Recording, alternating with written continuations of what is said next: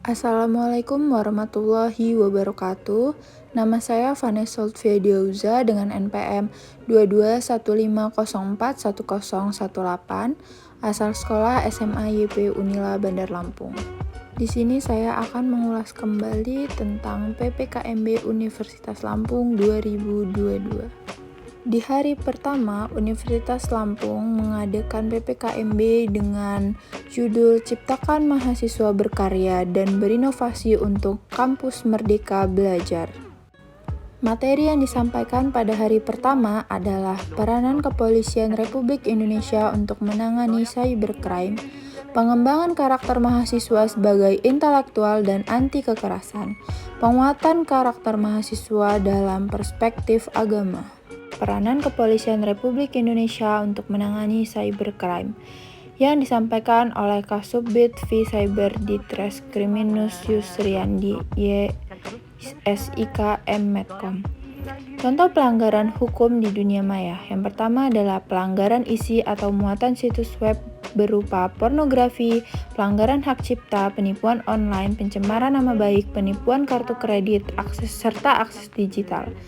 Trik untuk menghindari jeratan UU ITE adalah menyaring konten atau informasi dari internet atau media elektronik, teliti dalam melakukan kegiatan transaksi, memastikan informasi yang diperoleh sudah sesuai fakta dan data yang telah ada, tidak hanya bersikap kritis tetapi juga perlu memberikan solusi pada suatu permasalahan, mengembangkan sikap mengakui kesalahan dan meminta maaf, tidak segan untuk melapor kepada pihak berwajib ditemukan pelanggaran. Pengembangan karakter mahasiswa sebagai intelektual dan anti kekerasan yang disampaikan oleh Dr. Susetya Herawati MST MSI.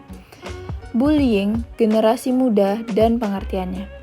Bullying atau perundungan adalah suatu tindakan yang dilakukan oleh seseorang secara fisik maupun non-fisik kepada orang lain yang berdampak melukai dan membuat tidak nyaman.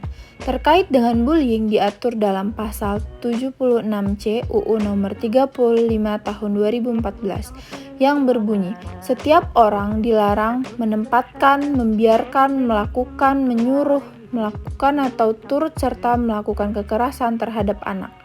Ancaman hukuman bagi yang melanggar pasal ini adalah pidana.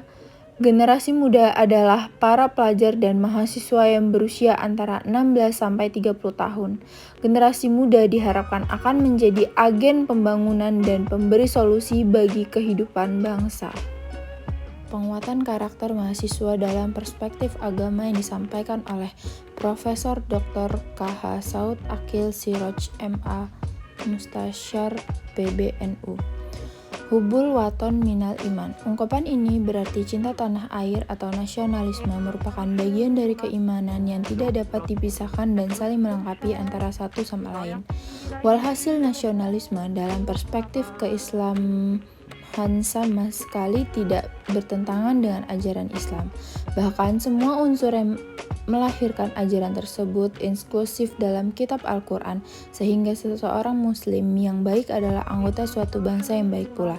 Menjadi seorang muslim bukanlah sebuah penghalang untuk memiliki identitas ganda. Identitas keislaman tidaklah menghalangi keanggotaannya sebagai bagian dari bangsa dan warga negara atau sebaliknya. Nasionalisme harus berlandaskan kepada keimanan, menjaga rasa persatuan dan kesatuan meski berlandaskan atas religius dan nasionalis dalam kepribadian yang berakhlak karimah. Martabat serta kemajuan sebuah bangsa ditentukan oleh budaya yang berkembang pada bangsa itu sendiri. Selanjutnya adalah PPKMB Universitas Lampung 2022 hari kedua.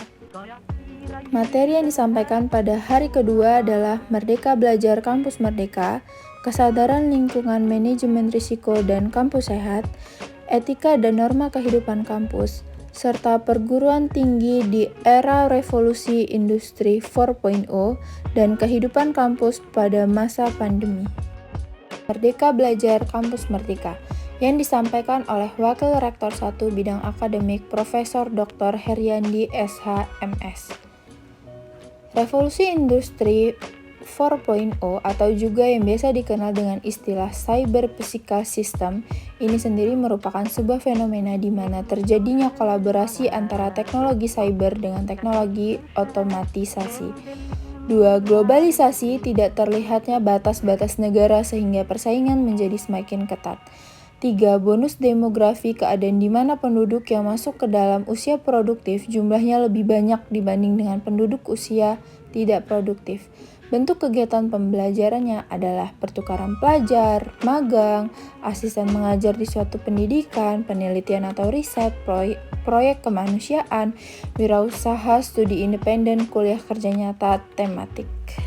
Kesadaran lingkungan, manajemen risiko, dan kampus sehat disampaikan oleh Wakil Rektor 2 Bidang Umum dan Keuangan, Profesor Dr. Asep Sukohar, Esket SPK KLB. Kampus Sehat merupakan gerakan hidup sehat pada tatanan PT dan gerakan ini menjadi cikal bakal aktivitas kampus siaga COVID-19. Upaya kampus sehat Unila yaitu Zero Tolerance Areas, di mana kawasan dilarang merokok, obat-obatan, judi, bullying, dan sebagainya. Parkir terpadu dan pembatasan penggunaan kendaraan bermotor. Pengelolaan sampah terpadu, pengelolaan sumber air, dan arboretum Unila. 2. Pengendalian COVID-19. Vaksinasi COVID-19, rumah sakit darurat COVID-19, dan BPJS Kesehatan. Etika dan norma kehidupan kampus disampaikan oleh Wakil Rektor 3 Bidang Kemahasiswaan dan Alumni, yaitu Profesor Dr. Yulianto MSI. Cara menjadi mahasiswa ideal adalah mematuhi peraturan, kembangkan diri sesuai minat, aktif membaca dan memahami masalah yang ada, jujur berintegrasi dan sopan, serta melakukan yang terbaik. Perguruan tinggi di era revolusi industri 4.0 dan kehidupan kampus pada masa pandemi, yang disampaikan oleh Wakil Rektor 4 Bidang Perencanaan, Kerjasama, dan TIK, yaitu Profesor Insinyur Suharso, PhD. Yang pertama adalah pencegahan dan pemutusan mata rantai penularan COVID-19 yang tidak mudah dan dilakukan secara berkelanjutan. Yang kedua, proses pembelajaran yang bertransformasi ke ruang virtual. Yang ketiga adalah pengembangan kreativitas dan jaringan TIK yang mendukung kinerja dan proses belajar mengajar. PPKMB Universitas Lampung 2022 hari ketiga. Materi pada hari ketiga yang disampaikan adalah pembelajaran di perguruan tinggi di era 4.0 dan plagiarisme, sistem perkuliahan dan peraturan akademik, sarana prasarana dan biaya studi, hak dan kewajiban mahasiswa, kompetisi dan beasiswa. Pembelajaran di perguruan tinggi di era 4.0 dan plagiarisme yang disampaikan oleh Dr. Engineering Helmi Fitriawan STMSC. Yang pertama, jurusan dan prodi di Fakultas Teknik Unila. Yang kedua, dosen dan tenaga pendidik di Fakultas Teknik Unila. Yang ketiga, data mahasiswa baru Fakultas Teknik Unila 2022. Yang keempat, pimpinan jurusan Fakultas Teknik Unila. Yang kelima, literasi baru menghadapi era 4.0. Dan yang keenam adalah 7 skills students will always need. Sistem perkuliahan dan peraturan akademik yang disampaikan oleh Dr. Muhammad Irsyad STMT. Yang pertama adalah kompetensi lulusan dan pencapaian pembelajaran lulusan. Yang kedua, jumlah SKS lulusan dan masa studi. Yang ketiga, pedoman jumlah SKS yang dapat diambil. Yang keempat, merdeka belajar kampus merdeka. Dan yang kelima adalah hal-hal yang perlu diperhatikan dalam perkuliahan. Sarana, prasarana, dan biaya studi yang disampaikan oleh Vera Agustina Nurhidana STMT PhD. Yang pertama adalah sarana dan prasarana, yang kedua biaya kuliah tunggal atau yang biasa disebut dengan BKT, yang ketiga adalah uang kuliah tunggal atau UKT, dan yang keempat adalah keringanan UKT. Hak dan kewajiban mahasiswa, kompetensi, dan beasiswa yang disampaikan oleh Dr. Engineering Ageng Satnowo Repelianto STMT. Yang pertama adalah peraturan rektor tentang hak dan kewajiban mahasiswa, dan yang kedua adalah beasiswa yang ada di Unila. PPKMB hari keempat. Materi hari keempat atau hari terakhir PPKMB Universitas Lampung disampaikan oleh Ibu Yuli Darni STMT. Yang pertama, sejarah teknik kimia, yang kedua, visi dan misi, yang ketiga, staf pengajar teknik kimia Unila, yang keempat, fasilitas perkuliahan, yang kelima, fasilitas laboratorium, kerjasama, serta kiprah alumni. Mungkin itu saja yang bisa saya sampaikan tentang PPKMB Universitas Lampung yang dilaksanakan selama 4 hari.